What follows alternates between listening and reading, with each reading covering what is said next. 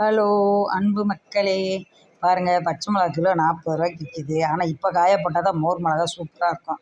அதனால் 1 கிலோ மிளகா வாங்கிட்டு வந்து தண்ணியில் நல்லா கழுவிட்டு இந்த நம்ம சிக்கு எடுக்கிறோம் பார்த்திங்களா, அந்த ஊசியில்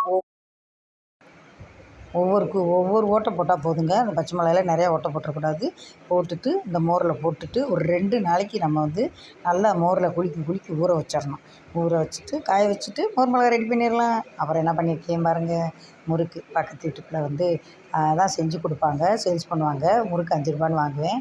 ஆனால் இப்போ வந்து அவங்க மாமனார் இறந்ததுனால ஒரு 30 நாளைக்கு செய்ய மாட்டாங்கல்ல, சரி நம்ம வந்து செய்வோம்னு சொல்லிட்டு மாவு அரைச்சிட்டு வந்து பாருங்கள், தீபாவளிக்கு தான் செய்வோம்.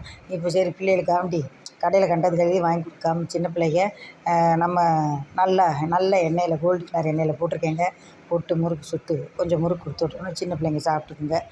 இது எந்த இதுவும் வராதில்ல, நோய் நொடி வராதில்ல, அதனால் வீட்டிலேயே செஞ்சு அனுப்பிச்சி விட்றேன். பாருங்கள், பிடிச்சிருந்தால் லைக் பண்ணுங்கள், சப்ஸ்கிரைப் பண்ணுங்கள், ஷேர் பண்ணுங்கள். நன்றி, வணக்கம்.